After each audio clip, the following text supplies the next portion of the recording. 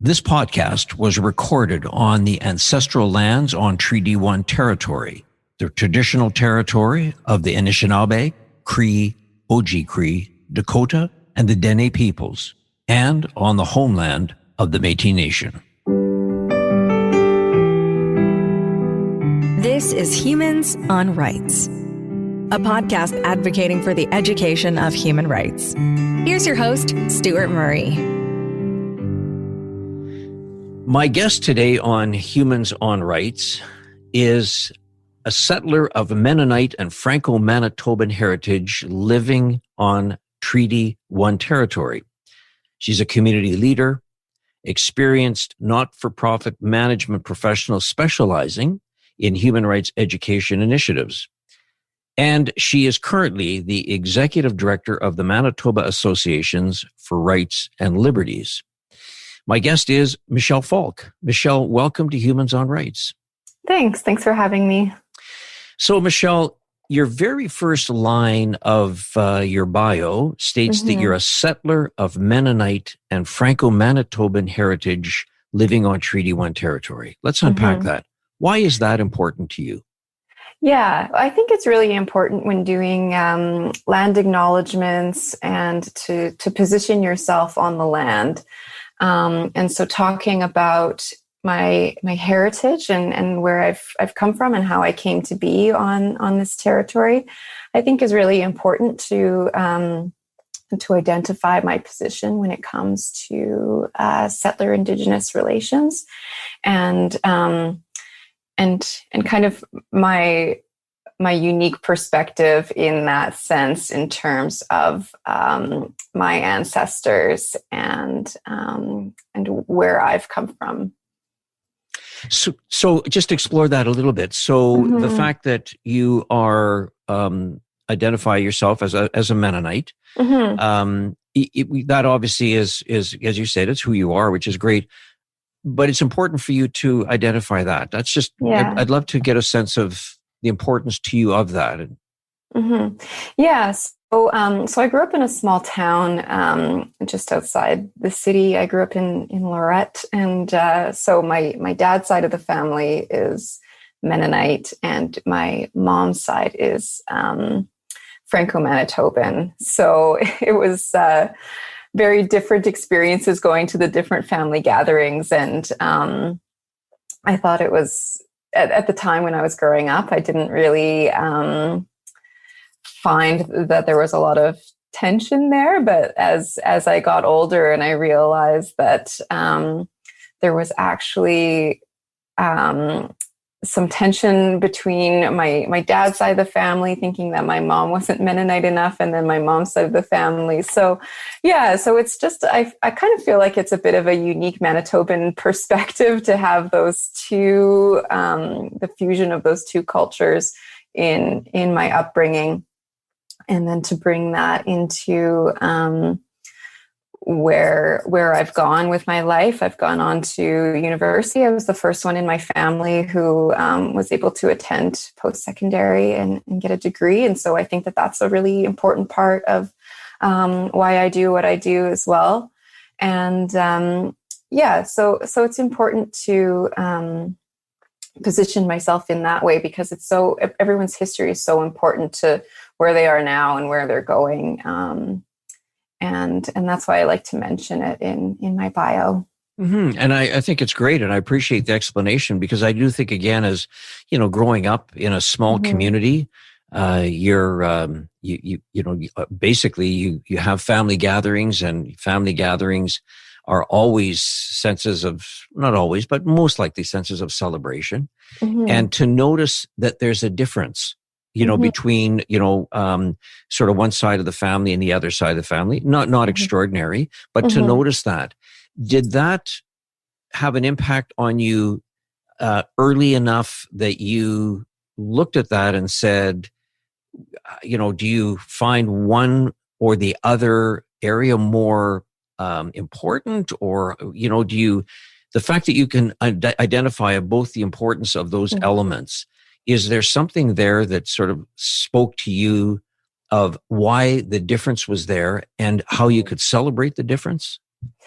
Yeah, there's been different times in my life where I've identified with one side more than the other, but it's always kind of flipped back and forth. So, for example, the Mennonite side is Mennonite people are known for being very hardworking, and sometimes frugal, and so those are little elements of my upbringing that sometimes as an adult I come back to and like, oh, that's why I'm,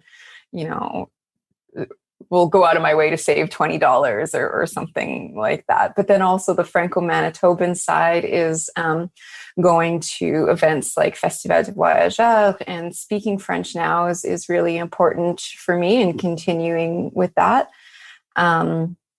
So there's those two kind of the clash of the cultures, I guess I'll say, but it's not as significant as people who identify as biracial, or people who are newcomers to Canada who are wrestling ideas of their old culture and their new culture, but it's still part of my identity and who I am, and so it's interesting. But it is very interesting, Michelle, because there's a difference, as you just experienced and explained, in culture. Difference the way that, from the Mennonite culture, the Franco-Manitoban culture. It's not a matter of, this is one of the things that we're going to get into. We talk about education. Part of it is really understanding and appreciating the differences and celebrating the differences. And I think that in so many ways, we focus on the differences that sometimes, separate as opposed to bring together. And, through your experience in your life, that's what I want to explain or explore, I should say, today, is your upbringing in those different kinds of cultures that have driven you to education, to understand human rights. And of course, now as the executive director of the Manitoba Association of Rights and Liberties, how early in your life did you sort of get passionate or understand that human rights was something that really interested you? Yeah. So it wasn't really something that I was raised around, but I do remember a distinct moment in high school where we were shown a documentary about, I think it was Naomi Klein's No Logo.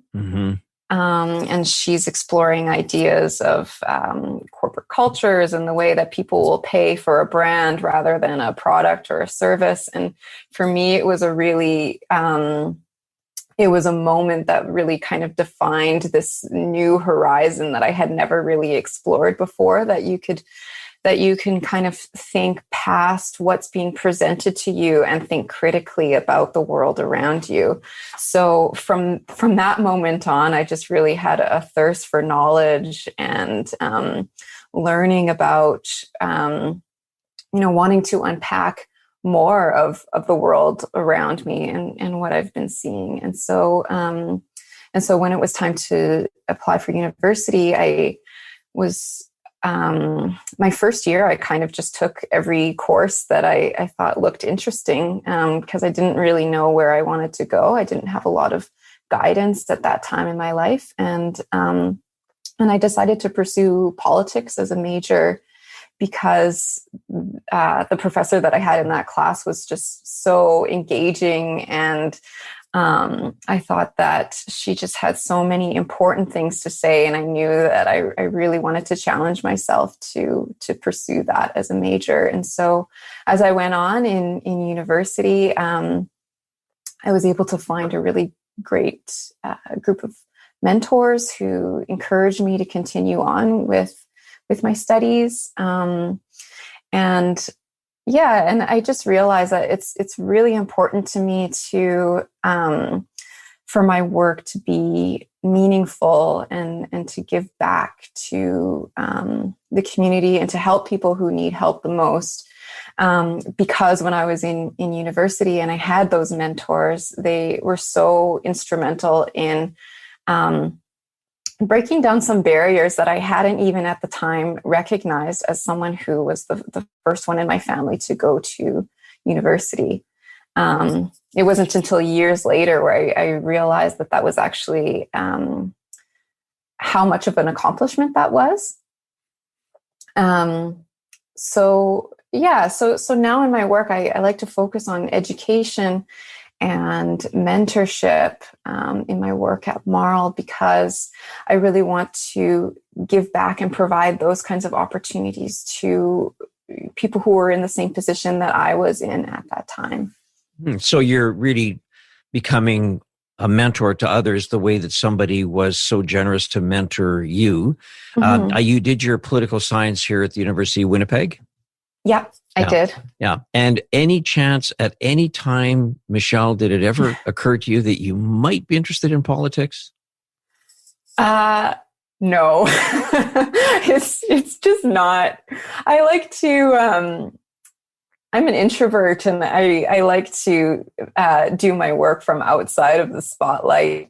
So politics is not really ever been something that's appealed to me. But I love to support the people in my network who are running for politics, and sort of give my expertise to them from behind the scenes and lift them up along the way. So yeah. Yeah, no, fair comment.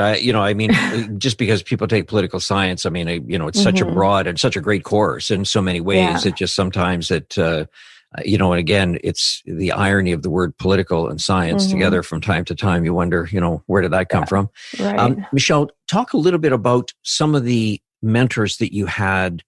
Specifically, maybe give us an example of some of the things that they did that really impacted you, that started to get your path, your journey of learning, particularly around the education element, or specifically around human rights.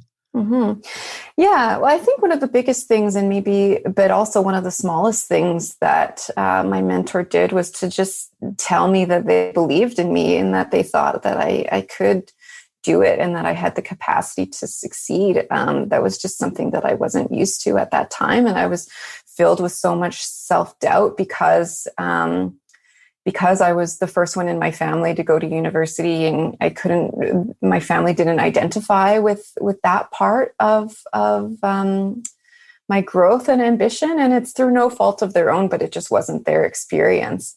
And so just to have someone tell me that they thought that I had the capacity and the potential to succeed was so transformative for me, and being able to imagine where my life could go, and that that I had something positive to contribute to society and to the community.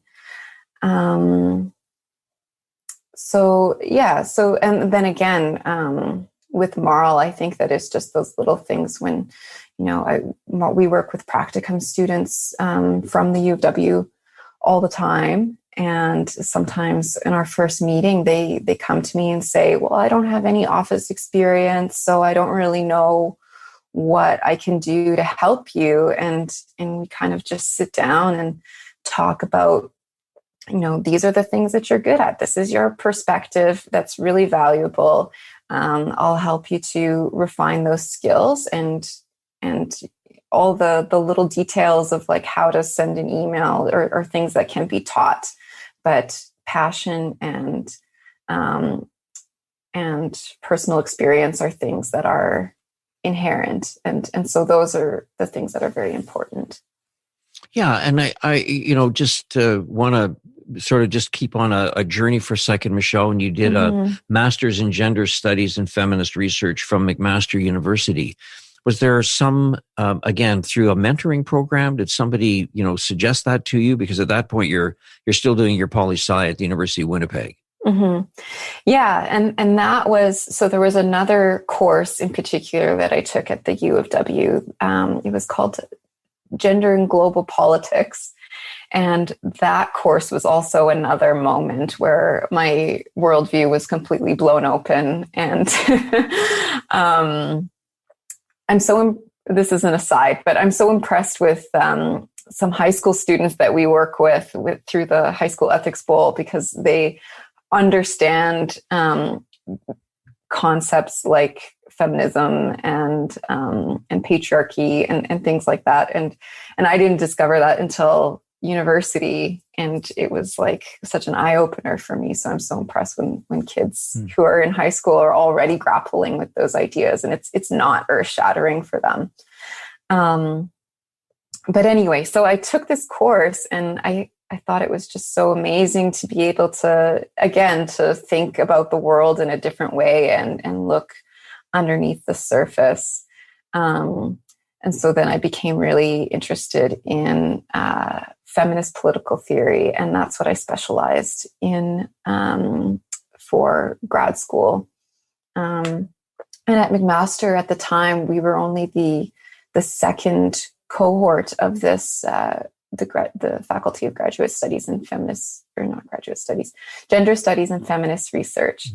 And so we were kind of the pilot group that helped develop the program and help the administrators figure out what exactly they wanted the program to be. So I thought that was a really great experience, and I was able to kind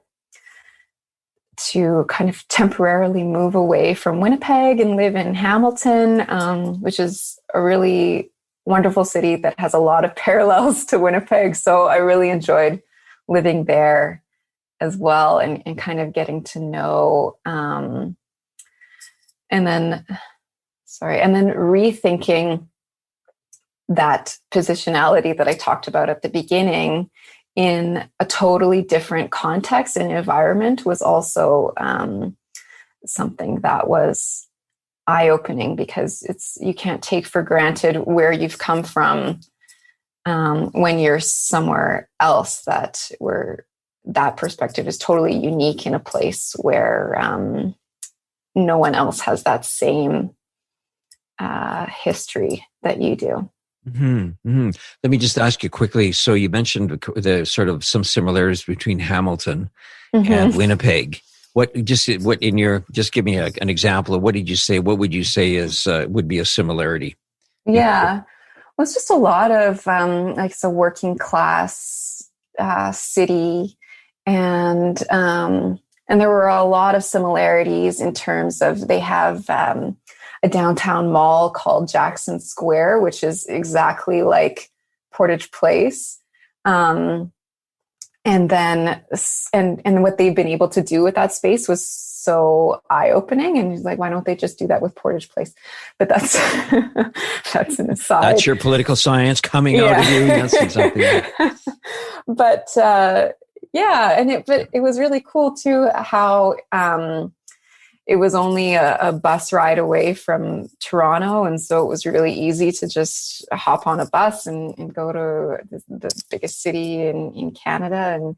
And the way that the public infrastructure worked there was really cool. And also the artist community in Hamilton was so amazing, because it was a steel town, and then the steel factory shut down. So then there was a lot of poverty and people who were out of work.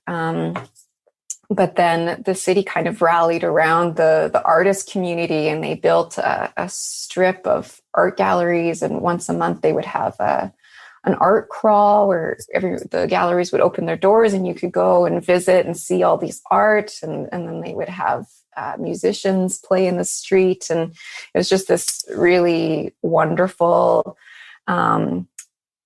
community gathering that happened on a regular basis that was really exciting. And it was all free and open to the community. So I thought it was a great city. Yeah, it still is. Yeah, and I love the description. I love the way you bring it together, and then for you, Michelle, to come from Lorrette, not sure about post-secondary education at all. Take that at the University of Winnipeg, and then find yourself in Hamilton. That's quite a journey, for somebody who wasn't sure that what was going to happen to them after grade 12. Follow the journey from McMaster in Hamilton that brings you back to Winnipeg. When you graduated from McMaster I'm just looking at your master's in gender studies and feminist research at McMaster. What was next for you? Yeah. So after I finished grad school, I ended up moving to Toronto. There was a house in Toronto that was, it was like a Winnipeg house and someone was moving out and they needed someone to move in. So I just decided to move to Toronto, because I was applying for jobs and all the jobs were in Toronto anyway.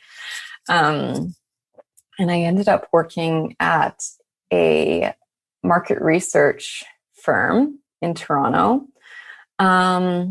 And just that experience just really hit home how important it is for me personally, with my personal values, to work somewhere that matches those values and to do work that has meaning in the community. And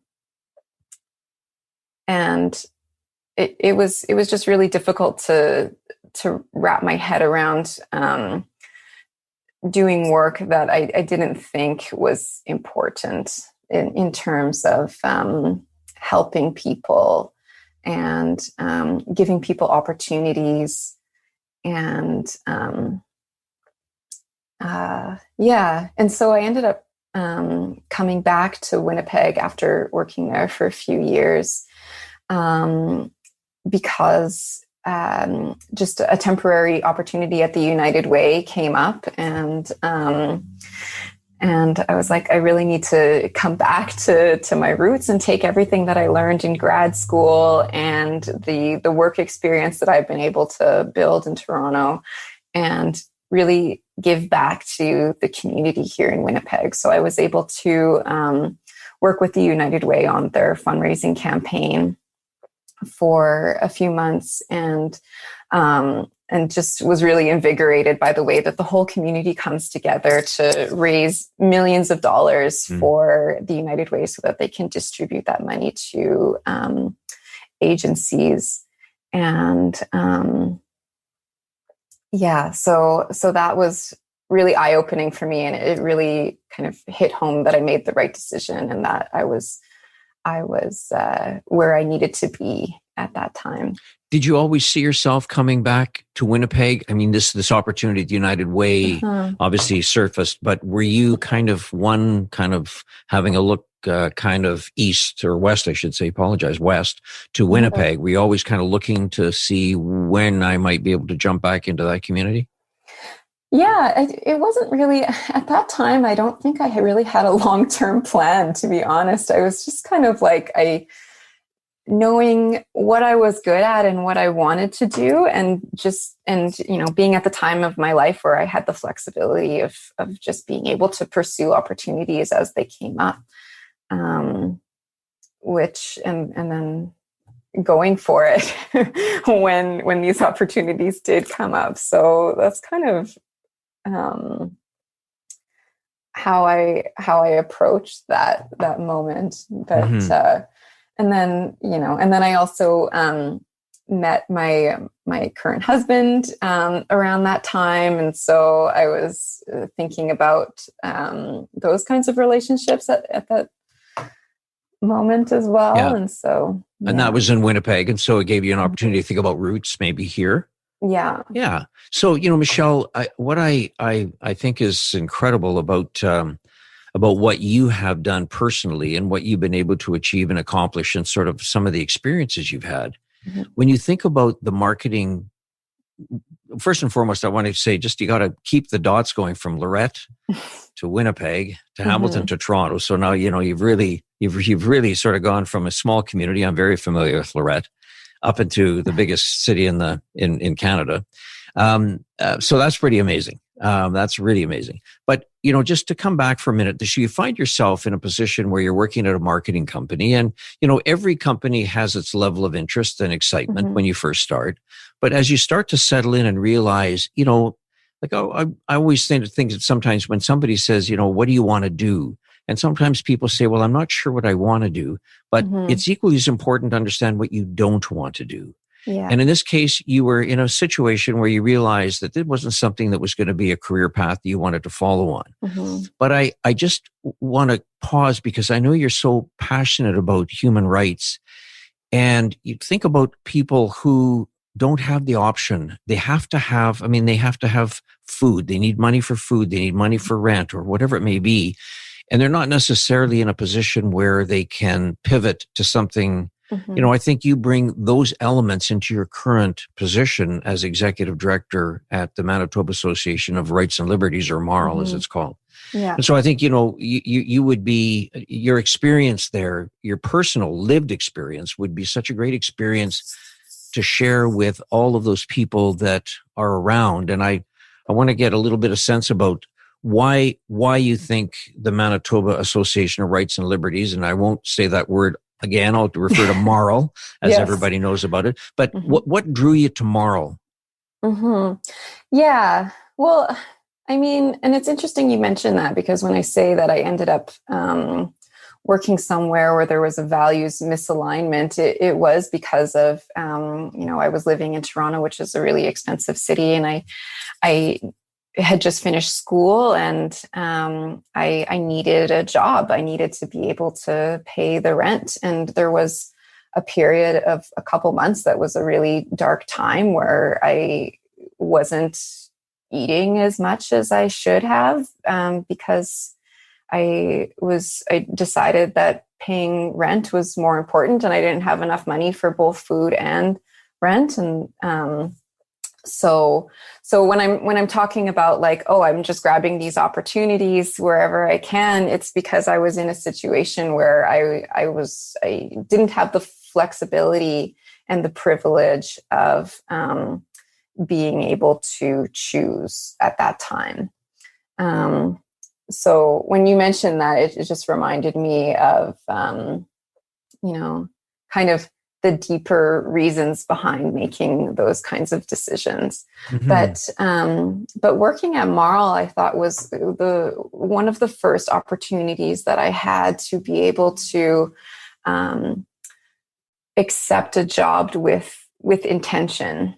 So it was the first job in all of these that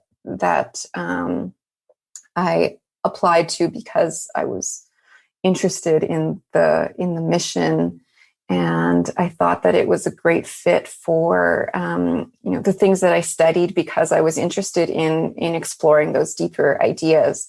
And MARL also represented being able to help and provide services to those people who were struggling and found themselves in economically disadvantaged situations. And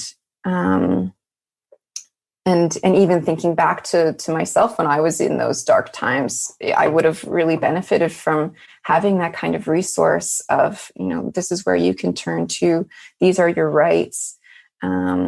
These are the resources that are available to you. And so wanting to build resources and a community that can help people that are and that were in situations similar to the one that I had found myself in. But so that was and MARL at that time was a much smaller organization than it is now, and that was 6 years ago. So when I first started, I was the only staff person there, and I was kind of sitting in this office by myself, wondering, what do I do? But one of the first things that I did was just really assess what is MARL doing, and what is MARL the best at doing, and where can we fill a gap in the community. So a lot of that was just really focusing in on the parts of our work that maybe that I felt personally were the most significant and that addressed those crucial issues that I didn't see anyone else in the community addressing at that time. And that was the education element of it. And so by really focusing in on that mission and redefining the vision of the organization, I was able to secure funding to hire on more people and build a team in support of those goals. So that's where we are today. So let's talk just a little bit about when you talk about the education. I mean, your words, Michelle, but are you the education of human rights? Or is that what you were sort of looking at? This has to be in your words, not my words, but that kind of what you were looking at? Yeah, thanks. So just let's explain a little bit about what the importance of education of human rights means to you. Yeah. So I really firmly believe that human rights education is the key to addressing inequalities that are long-term and systemic. It's these misunderstandings and prejudices that kind of are at the root of discrimination and racism and oppression.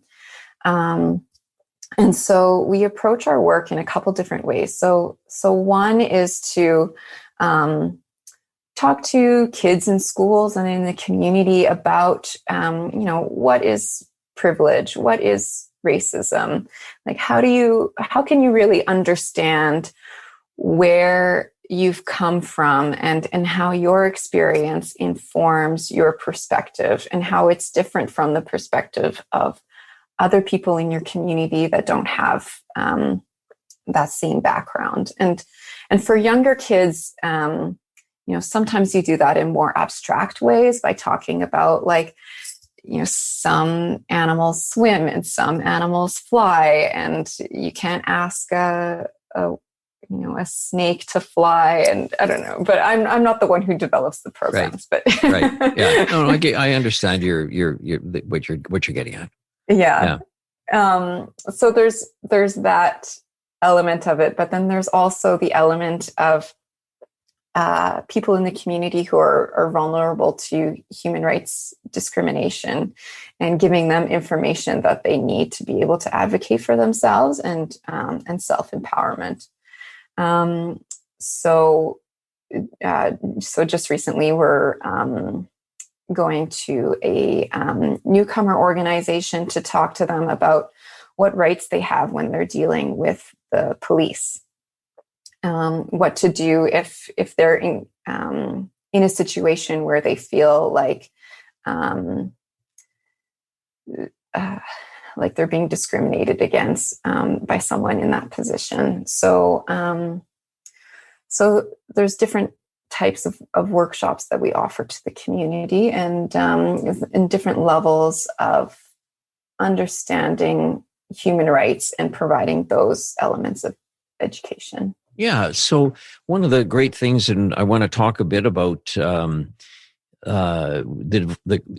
kind of the comment about the difference between diversity training, how it's shaped, how it's changed, how it's grown. But I come back to your comment, Michelle, about, with newcomers and spending time with them to understand what their rights are. And I know that I went to a citizenship ceremony, and I think all Canadians, whether they were born in the soil or not, should attend or be a part of one, because you start to realize how incredibly overcome people that have had, come from countries of suppression and all sorts of, horrific things that we don't think about. I mean, we've got our challenges in Canada, but the point is when they get a sense that, when you ask them questions about why did you come to Canada, I mean, it pulls on your heartstrings. They're passionate about what they see in this country and the hope and the opportunity. And yet there's also an understanding of, from your perspective, of ensuring that they understand what their rights are. Yeah. Do you find that over your time as overseeing MARL, has that shifted and changed? And if so, how has it? What's been the biggest impact? Yeah, well, so MARL is really focused on local human rights issues. Something that we see a lot with high school students, especially those who have grown up in more privileged neighborhoods, is they are usually thinking about human rights in terms of poverty overseas. And so we really want these kids in particular to start thinking about people in their own community who are experiencing poverty, and really localize human rights in terms of you can have a much bigger impact in helping someone who lives right across the street from you. And so that's kind of our focus. And sorry, I lost track of the. Yeah. We were just talking about the. I think you were just saying that you've got your human rights in the workplace program that you've been looking at, working at, and so you start to develop that, and it's really sort of the difference. It's how is that different than, say, diversity training? And we're really pivoting now to talk a bit more about, the workplace versus sort of New Canadians. But this is all part of the education that MARL does, and all part of your leadership and how you have pushed that as a part of the focus and the vision for MARL. And that's really what I'd love you to sort of dive into a bit and explain that. Sure. Yeah. So in the last year or so, we've really not necessarily a pivot, but an expansion of our programming. In that we're focusing more on workplace anti-racism and anti-oppression training. And the reason why we're doing that is because there's been a lot more attention lately on the way that these sort of ingrained assumptions and misunderstandings that, when I talk about going into schools to address those at a young age, it's people who didn't have those opportunities and have gone their whole lives with internalizing discrimination, and are now in the workplace and are experiencing these things in their day-to-day lives. Because workplaces are often just it's a microcosm of society. And so you have people who are in positions of power, and then you have the people who are working for organizations. And a lot of the time there's a lot of concerns that are going on, and people don't feel empowered to speak up and share their experiences.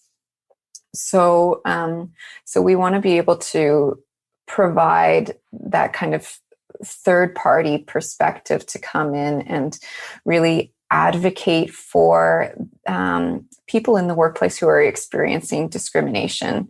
And the central focus of our anti-racism and anti-oppression training in workplaces that I think is different than kind of regular remedial diversity training is that we really want to give justice to those people who had experienced discrimination. And how we do that is by really asking tough questions and realizing that growth comes from a place of discomfort, and embracing that and not shying away from it.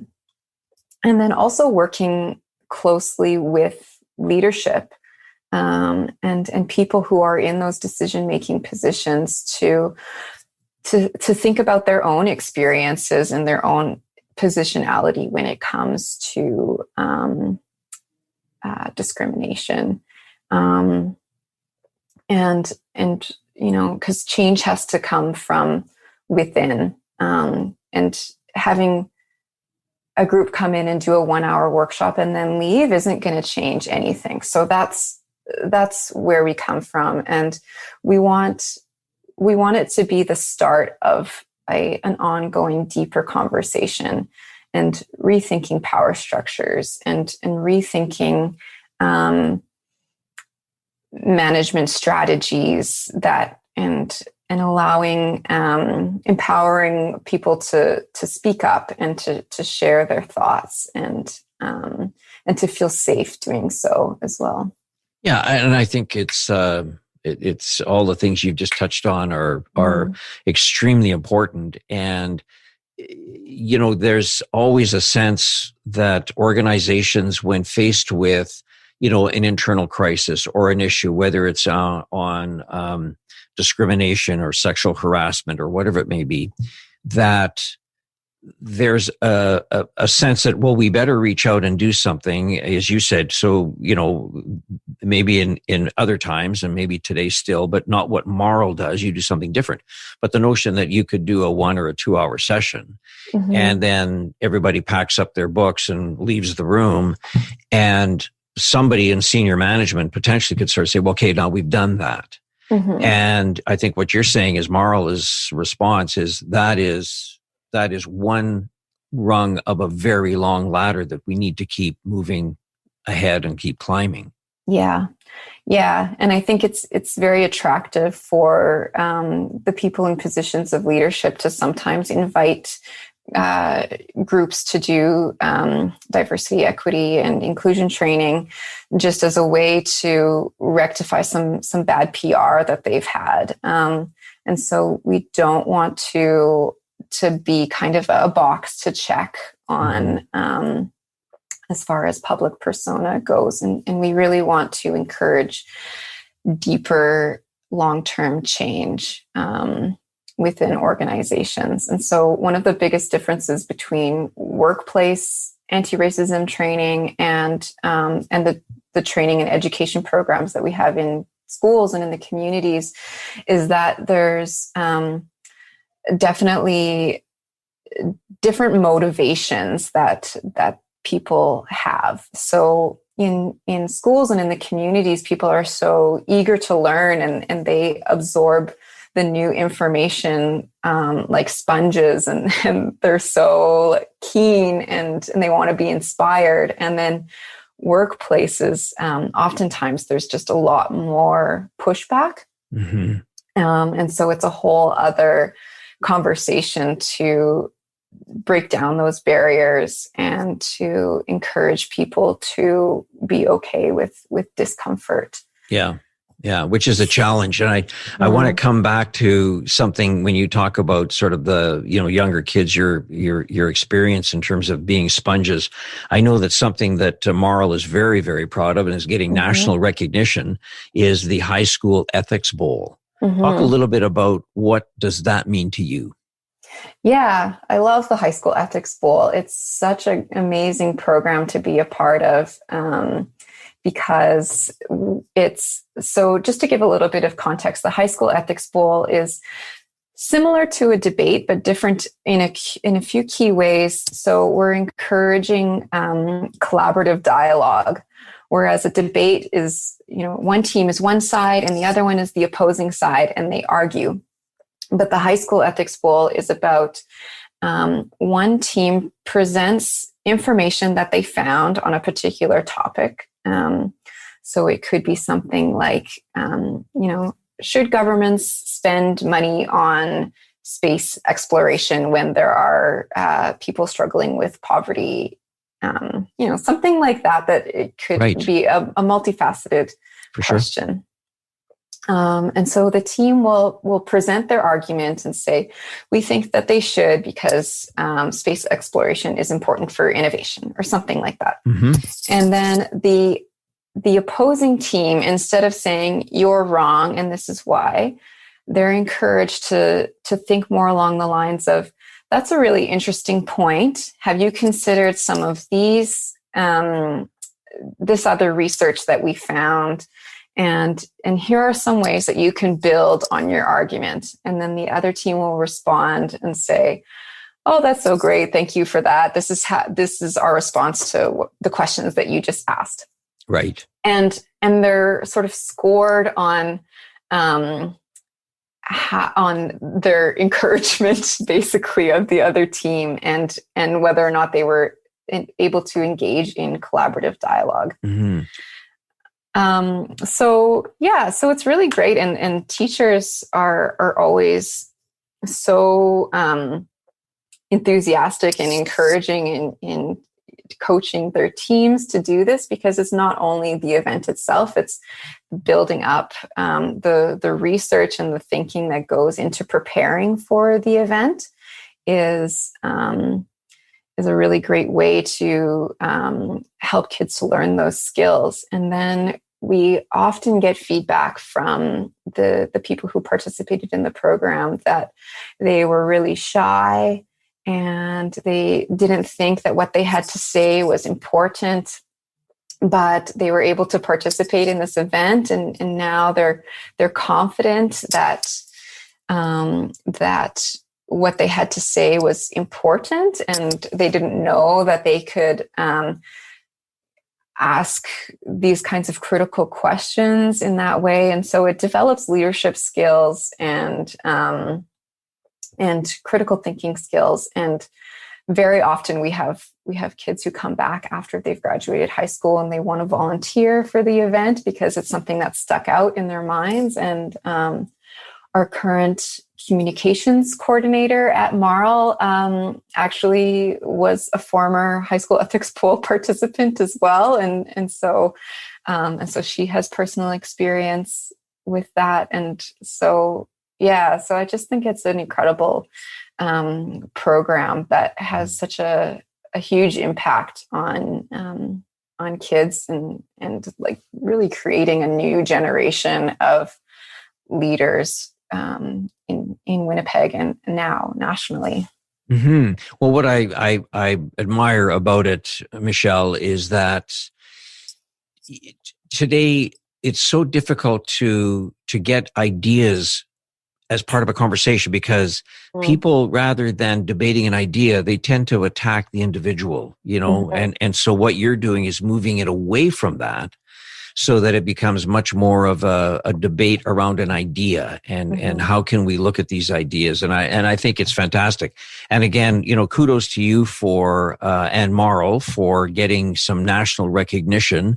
I know it's not why you created it. It's just that good ideas tend to draw attention. And so you're doing that. And I think it's fantastic. And I just, I'm listening to you and I wonder how many other people that are involved in this are kind of the Lorrette to Winnipeg to Hamilton to Toronto experience that you've had. So, hey, listen, I've really enjoyed this. I would love to just get a sense from you, Michelle. I know you're an avid reader, and one of the things I like to do is to see if there's a chance to have you share some books. And I know that you could go on for quite a while because I know that how much you love reading.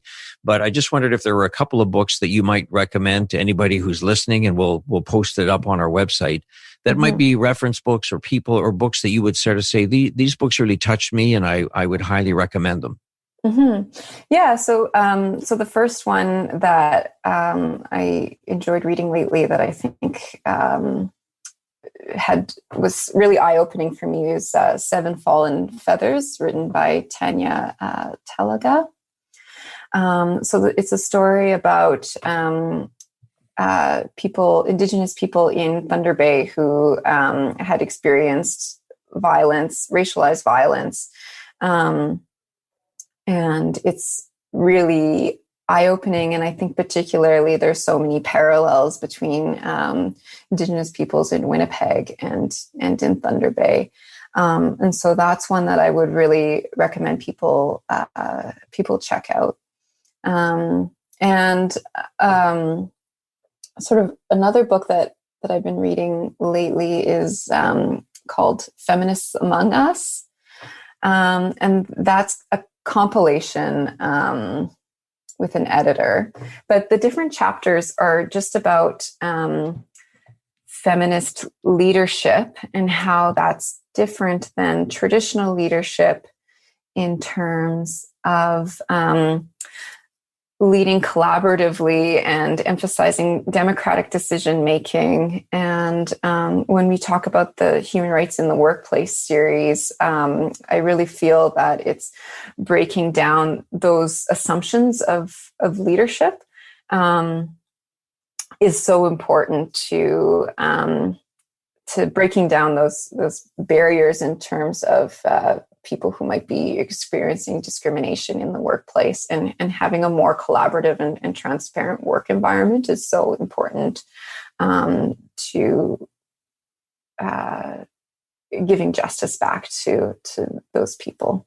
Yeah, and I the way you described both these books, they're right in your wheelhouse of who you are, how you've come around to be the kind of person that you are. Mm-hmm. And I want to say, Michelle, it's been, we've chatted offline a few times. This conversation has been fantastic. It's been enlightening. It's a great opportunity for anybody that's listening to understand how fortunate this community is to have somebody with your passion and your leadership running an organization like MARL, making a difference at a local level, at all levels of our community, whether it's new Canadians or students or all of the elements. I know that I'm involved in Anti-Racism Week, as are you and MARL, and you're going to be leading a number of facilitating a number of discussions, and again, just showing